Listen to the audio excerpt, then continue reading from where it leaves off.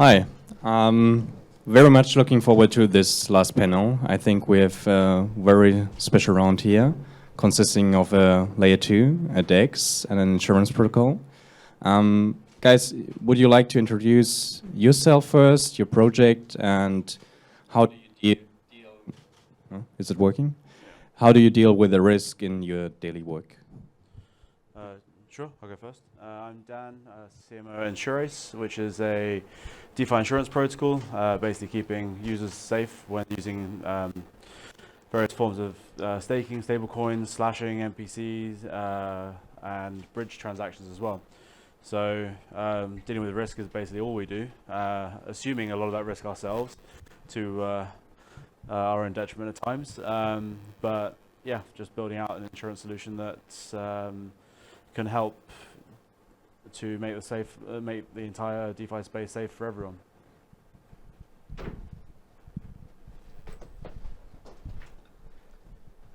right, let's try it. Hey everyone, I'm Anton, DPO security at ZK Sync, the zero knowledge based layer 2 rollup for scaling Ethereum. And risk is my job, and making sure that we're not taking too much risk and more risk than we can afford is what I'm doing on the day-to-day basis. I hope we're gonna dive into it in this panel. Cool. Hi everyone, my name is Cyril. I'm the co-founder of Swap. Swap is an AMM that's engineered for LPs. So one of the biggest issues with AMMs today is that when you provide liquidity on volatile asset pairs like ETH USDC, you usually undergo something that is called impermanent loss, and you end up most of the time actually losing on your position. So we use external data feeds and advanced models to enable users to essentially earn yields on their LP positions without having to worry about impermanent loss. So that's a kind of risk that we mitigate. So it's the core of our product in a way. Thank you, guys. Let's start with you, Dan. I mean, as an insurance protocol, risk like everything. How do you think about fundamental protocol risk? Yeah, so when we deal with any protocol that we have to list on the app, we do a thorough risk assessment that goes into everything from the code and perform basically a mini audit through to the team, the investors, even though down to the community. And I mean, risk is inherent in the space, and I'm a big sort of I'd probably say this the wrong way, but risk in the space is kind of a necessary evil, right? And even hacks and bugs, exploits, they actually drive the innovation. You know, there's a huge amount of incentive for hackers and people to find bugs to exploit. You know, obviously some of them have done extremely well for themselves. So we have a kind of like, I have a very healthy view on risk in the space, and realize that there is obviously inherent risk in development and any emerging technology. So the fact that we are, as a space, developing so fast really does mean that there will be new risks, there will be new implementations of different ways of doing things as we see all the time. And with that will obviously come risk, and that's not going away anytime soon. I mean, we've seen this week that there's plenty of people still building and implementing new solutions the entire time. So at Insurace, we're just there, probably a bit behind the curve in terms of innovation, because we have to analyze the data to be able to perform risk analysis properly. But that allows us to really start bringing out products that help make things safer. Cool, thanks. Anton, I mean, you're probably most concerned with risk associated with the chain itself. But how do you think about risk related to projects that are building in your ecosystem? What's the relationship to dApps, and how do you see that? Do you have a responsibility that these dApps in your ecosystem also work in a sound way? I think this is basically twofold. One part is we need to provide a protocol that that people and builders can trust, and they can, when they write their code, they can be sure that it's going to behave in the way that it's supposed to behave. And we provide them with the tools that they can use to build secure code, that they can do, I don't know, like all sorts of things like testing, that all the SDKs are supporting and encouraging or maybe even enforcing in most cases the secure development practices. But there's also the second part, which is how do we as a chain see the community and the developers and support them in terms of risk management and using shady DeFi protocols or something else. And this is a pretty tough question here, because you as a chain, as a protocol, you probably wish that you're living in the world where everything is safe. There is no scam on chain. Everybody is nice to each other. Nobody's trying to steal anything, and so on. And how do you achieve this? It's probably impossible. The whole point here is you could try to start enforcing something yourself, and hoping that you will be wise, almighty dictator, but that's not blockchain anymore. And as a protocol, we have to find this balance. Our stance is, our ethos is that we need to support and provide and encourage the transparency, provide the tools for people to explore the risks, to understand what's behind, like as simple as having the way to validate your smart contract code, source code, so that people can examine it independently.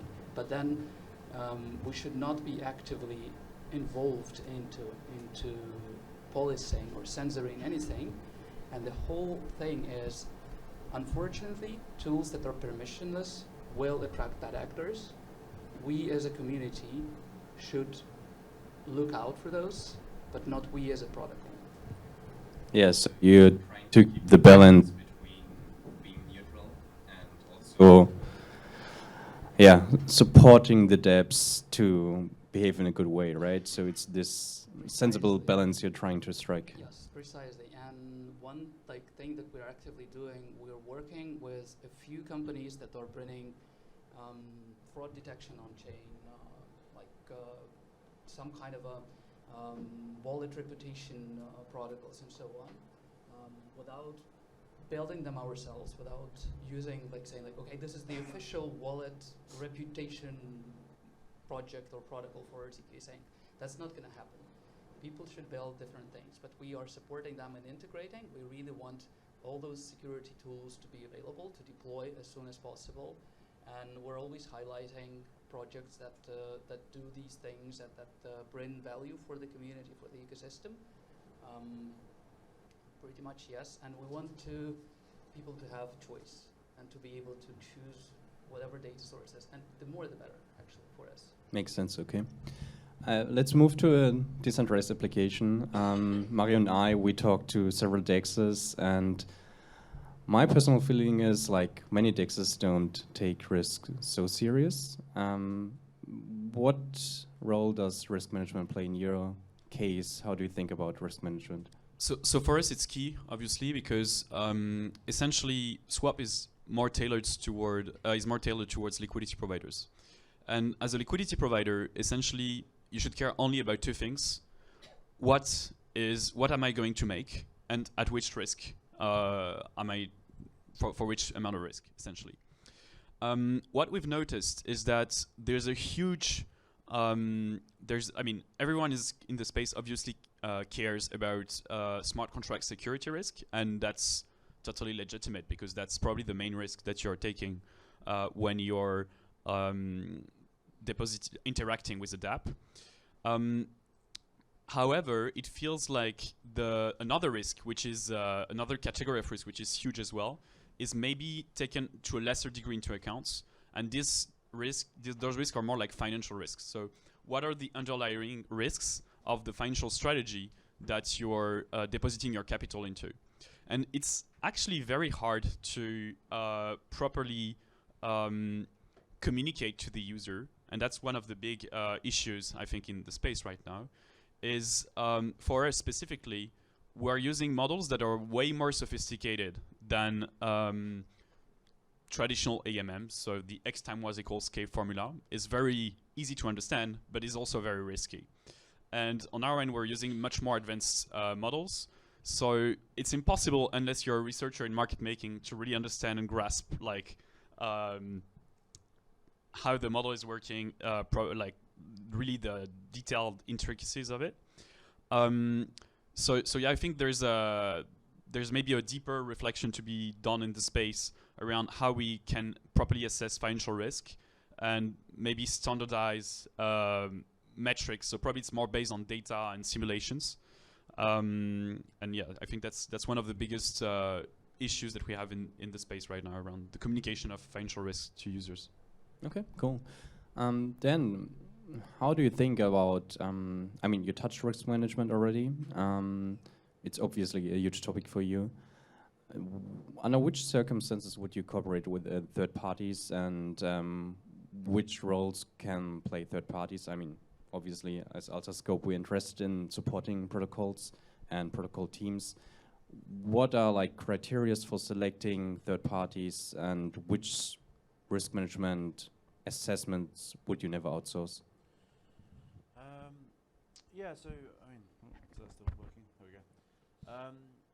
Yeah, so when it comes to working with third parties, I mean, we're not necessarily we're not against it. I mean, some of our team prefer to build things in house if they can, but obviously that comes at a cost and also a risk in itself that they may not build as good a solution as someone in third party. So I guess it's just analysing the cost benefit of working with another team, looking at how their own reputation is, how their experience has been, you know, what they're actually building as a solution. Does it add value, or does it, you know, at the end of the day, we're right. It's about, you know, working out that financial cost to the user at a point that makes business sense. You know, in the space of insurance, we have to be more, probably arguably more focus on the actual business fundamentals than some other protocols that are being built out there. You know, there's got to be that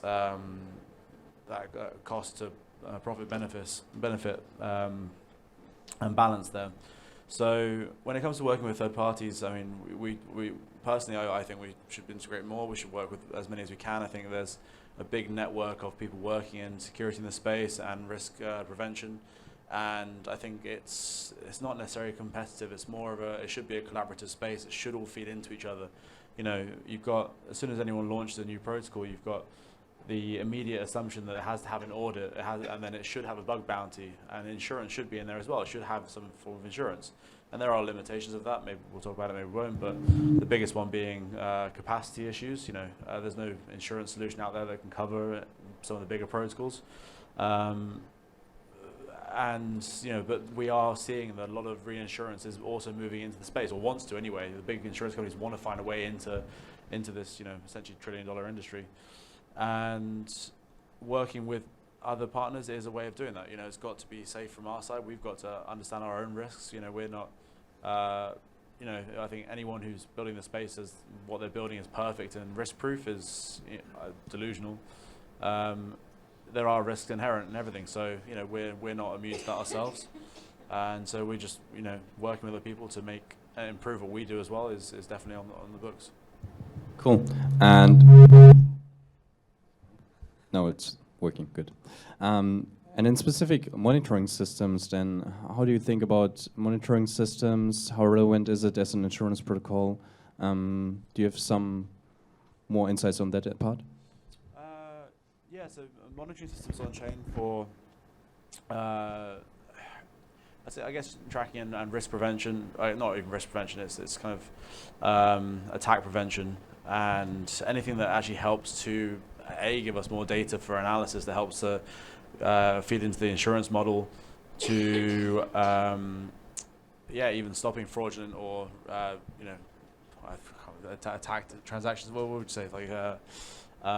So any sort of monitoring systems do help, and obviously that is something that helps teams themselves on different protocols that we cover to make what they do safer as well.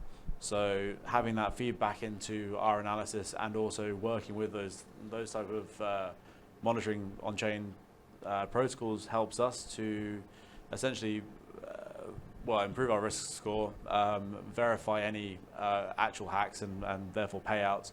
But down the line will lead to parametric payouts and automatic scope, which, you know, we're already in the space so much faster than traditional insurance companies. Last year we paid out on UST DPEG at like 12 million, biggest payout in the space. And we from start to finish, even that took only 1 month in a brand new risk sector, in a brand new attack vector, a brand new sort of system for paying out, on such a large scale. And if that was in any sort of traditional financial markets, that would have taken months, if not years, to process. So it's already significantly faster than traditional alternatives, but all of these different solutions to help improve that quality of data and speed of data really does, help us to improve what we do as well. Cool. Anton, what is your, you touched transparency also for end users and providing additional tools. What's your approach for providing additional transparency for end users? I saw, for example, your cooperation with the DAP Radar. Can you elaborate a bit on that aspect? There are several areas that we would love to see covered. We're not really doing any of those ourselves, and we should not. Like, our approach is credible neutrality. But there are a few areas that I would like to see covered on ZK Sync. One is general risk feeds being available and provided to both developers and users. The reputation-based systems, there are actually, I think there are at least 2 or 3 systems already available. The real-time monitoring tools, they're not really about transparency, they're more about monitoring and mitigation. But there are a few companies in the area that are building those tools, and the basic support for ZK Sync already exists with tools like OpenZeppelin's Defender that can at least help you spot when something goes wrong with your protocol. And from as far as I remember, the basic version is free. I'm personally using it for my own private stuff that is on ZK Sync. For my wallets, I could put my addresses there. I configured monitoring, and if something happens, I'm gonna get a notification. And if I didn't do any transaction, that probably means that the private key was leaked somewhere. Same I can do with safes, multisigs, and so on. Pretty useful for users, in my opinion. What we're lacking at this point, I think we don't have any major project or protocol that would be providing deeper intelligence into what's going on, like doing proper full-scale transaction analysis and the on-chain activity analysis. There are some dashboards here and there, but the larger and more, it's a very competitive space. Projects building these tools for threat intelligence, let's say, on-chain. There are a few teams and a few startups, but I think so far we don't have those on-chain. We're talking to 5 or 8 different teams at this point, but we don't have those on-chain yet.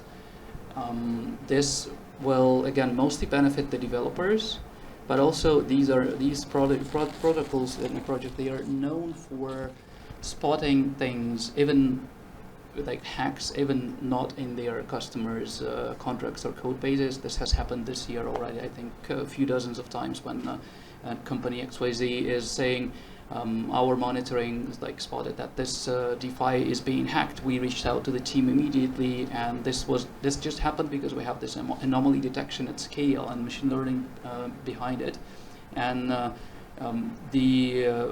being able to analyze this data is very important. So the blockchain is inherently transparent. It's all out there, but making sense out of it is actually a pretty tricky problem.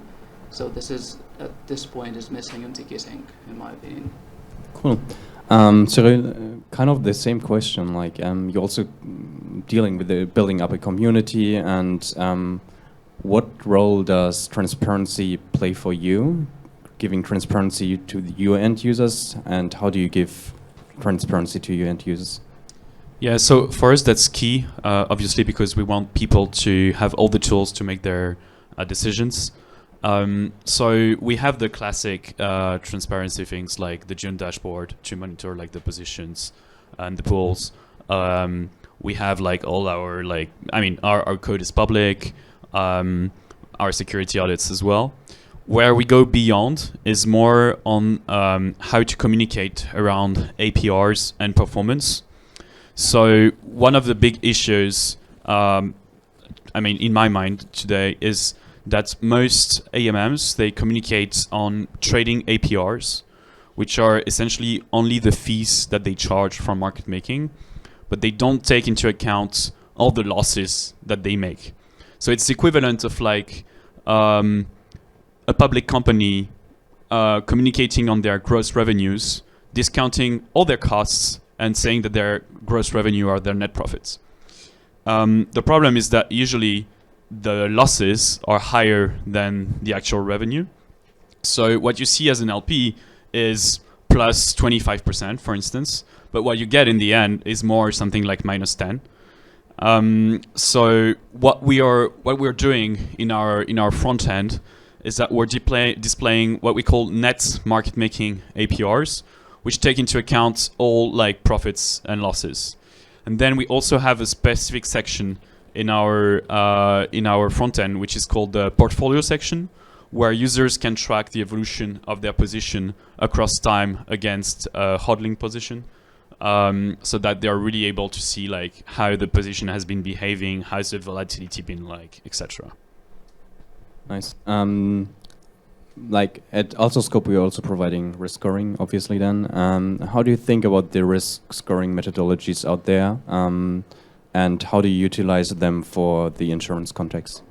So they've gone a bit stale, in all honesty, like up until very recently, obviously.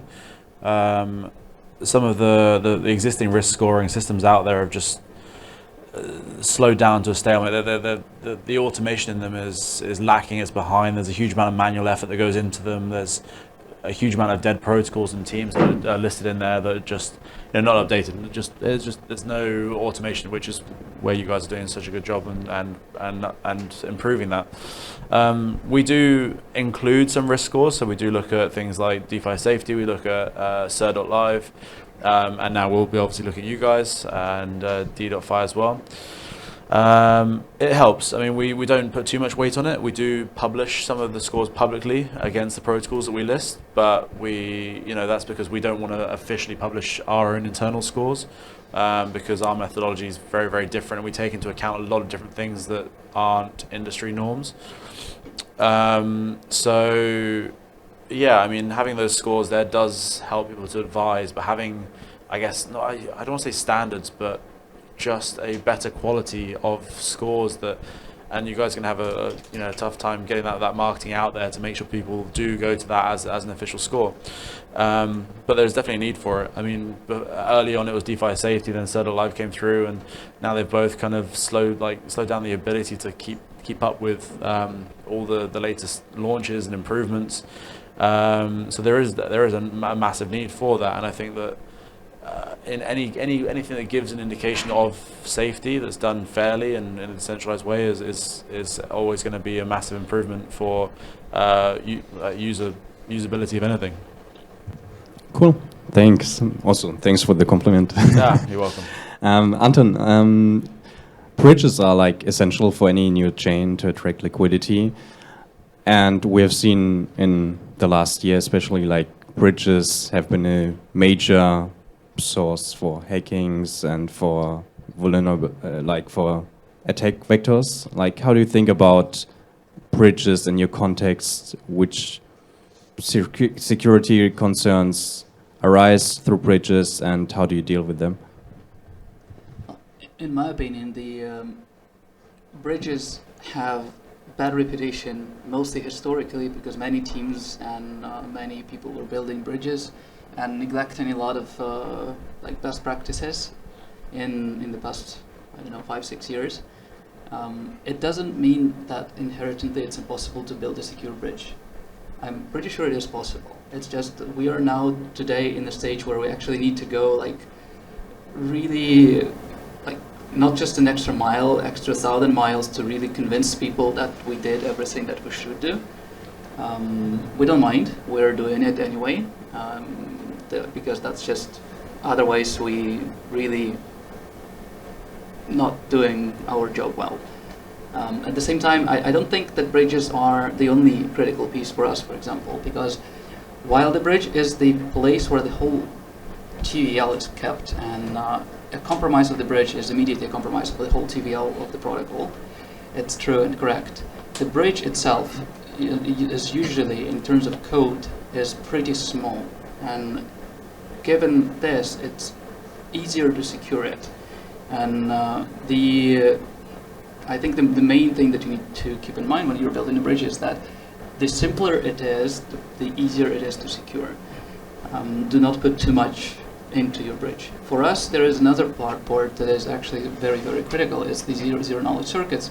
As of today, since we're not fully decentralized, the circuits themselves cannot be exploited directly. And we got bug reports for our circuits recently, and there was actually a question why the payout is only 50K for a critical circuits bug, because there's no way to exploit it. Because for that you need still like highest possible privileged access to our infrastructure that only few people hold.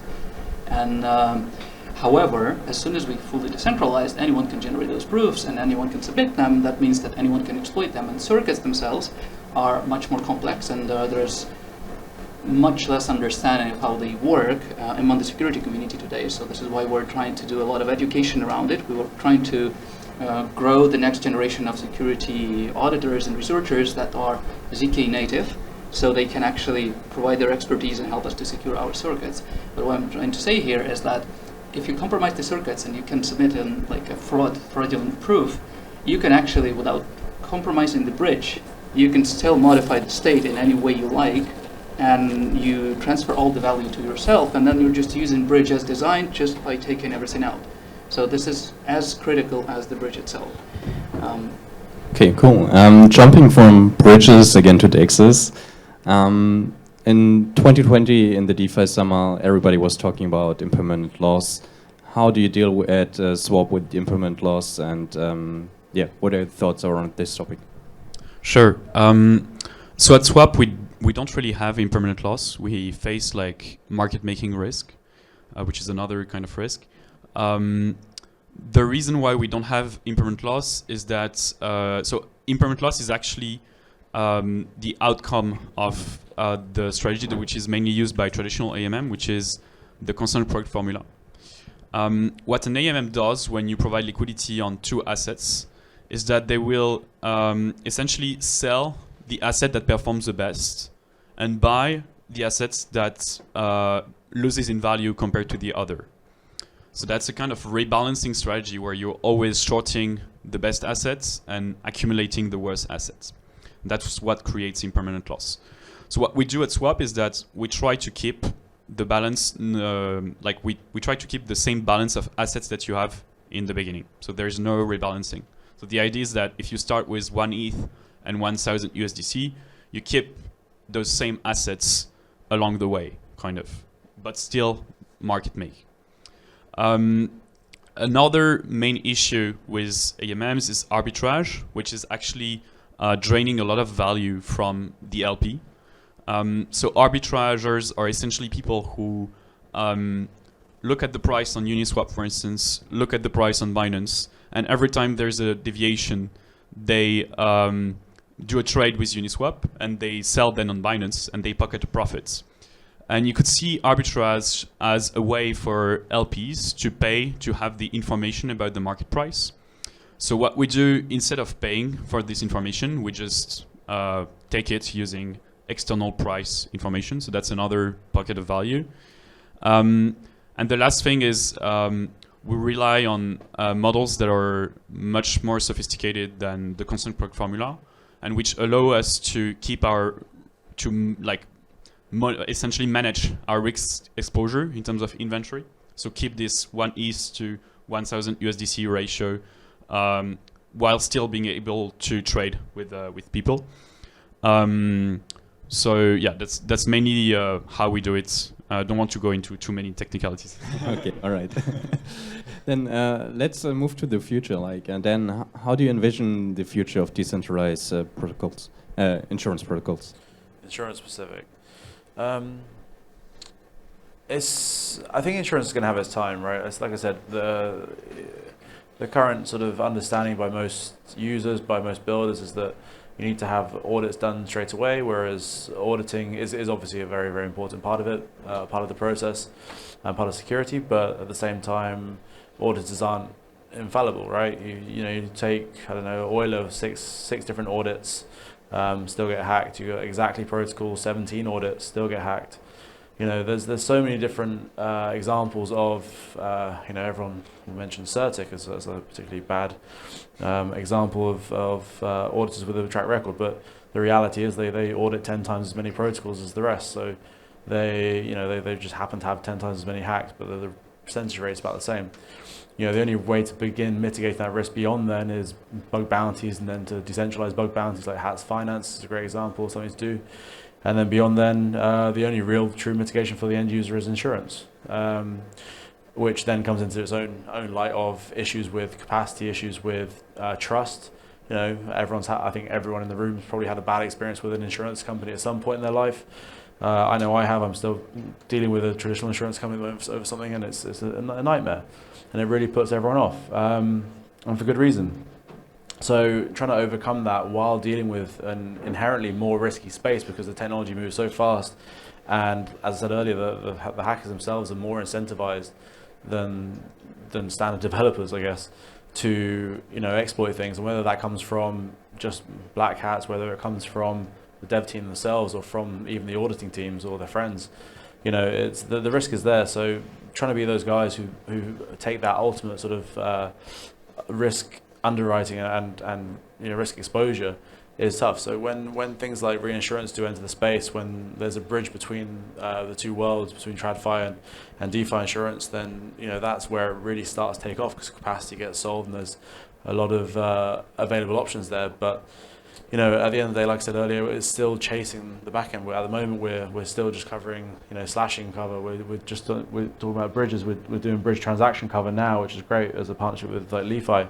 But the reality is, to actually provide cover for the LP, which is the biggest risk in the space, the transactions are super safe as they are. But to provide the actual cover for the LP side is extremely difficult for us. To provide things against coverage against impermanent loss, against price volatility and action, it's very, very difficult. That opens itself up to entire manipulation of markets just to get there. So the future is great. It's just going to take a bit of time to get there behind the curve of the innovation. Okay, cool. From the perspective of ZK Sync, what's the mid to long term roadmap? What are your major concerns and focus topics from a risk related perspective?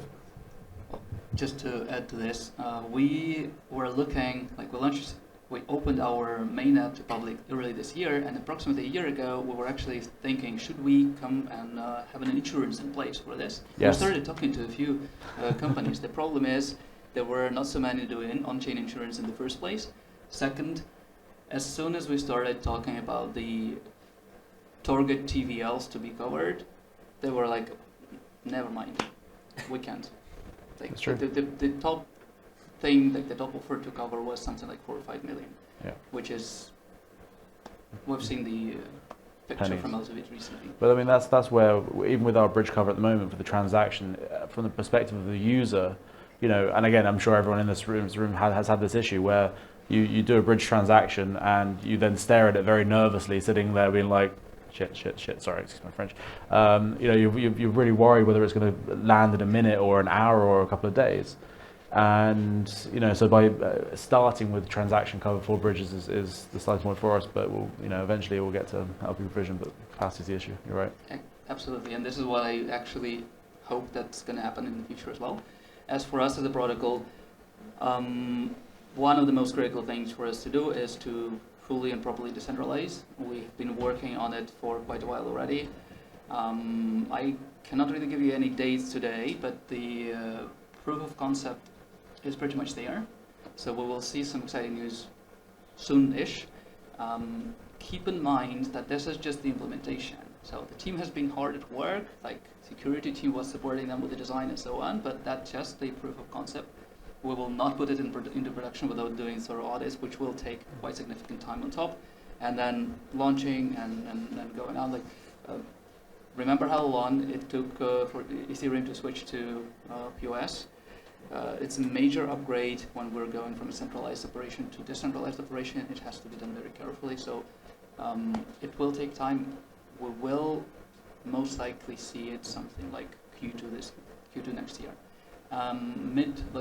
Longer term things include hyperchains and hyperbridges and ZK Stack. These two, I'll just probably spend a couple of words for people to understand better what we're talking about here.